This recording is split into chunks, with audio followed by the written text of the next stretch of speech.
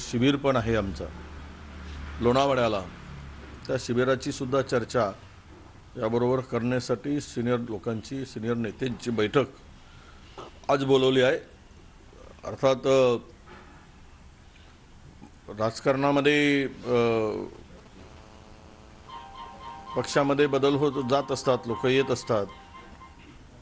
एक व्यक्ती गेले म्हणजे काही पूर्ण पक्ष डिस्टर्ब झाला अशातली काही भावना नाही, भूमिका म्हणजे समजण्याचं काही कारण नाही।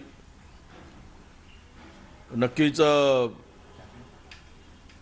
या परिस्थितीतून पुन्हा काँग्रेस नव्याने उभारी घेईल आणि पक्ष मजबूतीने उभा राहील। मी स्वतः माझ्या संदर्भात काही वावड्या उठवण्याचं काम, अफवा पसरवण्याचं काम कालही एक अमरावतीचा रवी राणा, ज्याची प्रवृत्तीच सातत्यानं निष्ठा बदलून विष्ठा खाण्याची आहे, अशांनी सुद्धा काल माझाही नाव घेऊन काही उल्लेख केला। मी एवढंच सांगतो महाराष्ट्रातील जनतेला की मी काँग्रेस बरोबर आहे, काँग्रेस बरोबर राहणार। काँग्रेसने मला खूप काही दिलेलं आहे। 4 विधानसभाच्या निवडणुकीमध्ये मी काँग्रेस पक्षाच्या चिन्हावर जिंकलो, मंत्री, कॅबिनेट मंत्री, 2दा विरोधी पक्षनेता। इतकं भरभरून दिल्यानंतर आता मला फार काही अपेक्षा नाही। शेवटपर्यंत काँग्रेसमध्ये राहून या विचारधारेबरोबर काम करण्याचा निर्धार मी केलेला आहे। विजयजी, आपल्या अशोक चव्हाण यांची एकदम चांगली मैत्री होती। शेवटल्या क्षणामध्ये सभेमध्ये, राहुल गांधीच्या सभेमध्ये पण आपण दोघंच एकत्र दिसत होते।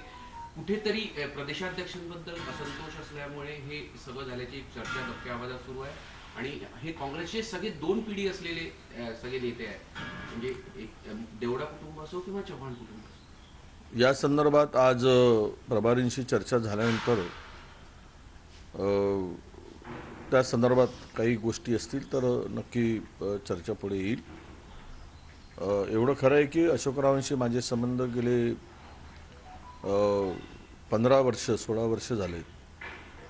त्यांच्यासोबत मी काम केलं आहे। एकदम माझ्यांशी त्यांचे घरोब्याचे संबंध, एक कौटुंबिक स्नेह असा असावा तसं ते संबंध होते आहेत। परंतु याचा अर्थ असा नाही की त्यावेळेस कुठलीही जबाबदारी असेल तर मग मुंबईची इंडियाची आघाडीची बैठक असेल तिथेही आम्ही दोघांनी मिळून, किंवा मग नागपूरला असलेली बैठक पक्ष स्थापनेची, ती जबाबदारी आम्ही खांद्यावर घेऊन काम केलेलं आहे, करत होतो। परंतु संबंध वेगळे आणि पक्षाची विचारधारा वेगळी, त्यामुळे कशामुळे ते गेलेत हे कदाचित चव्हाण साहेब सांगू शकतील।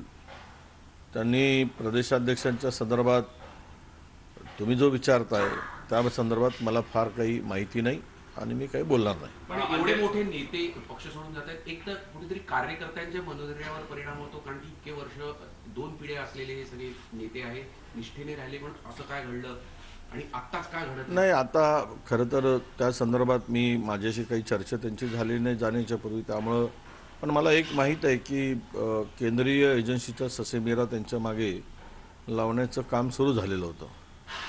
हे काही नाकारून चालत नाही आणि मला कळत नाही की भारतीय जनता पक्ष 400 के पार म्हणतो आणि दुसऱ्याचे नेते पळवतात, म्हणजेच यांच्यावरच विश्वास राहिला नाही अशी परिस्थिती देशामध्ये आहे। यांना स्वतःच्या कामगिरीवर विजय संपादन करता येत नाही। प्रभू रामचंद्राच्या नावाने राजकारण करण्याचं काम झालं, त्यावरही यांना फार काही करता आलं नाही। कदाचित त्यामुळे इतर पक्षातील नेते पळवून, इतर पक्ष फोडून पुन्हा आपलं घर सजवायचं काम जर करत असतील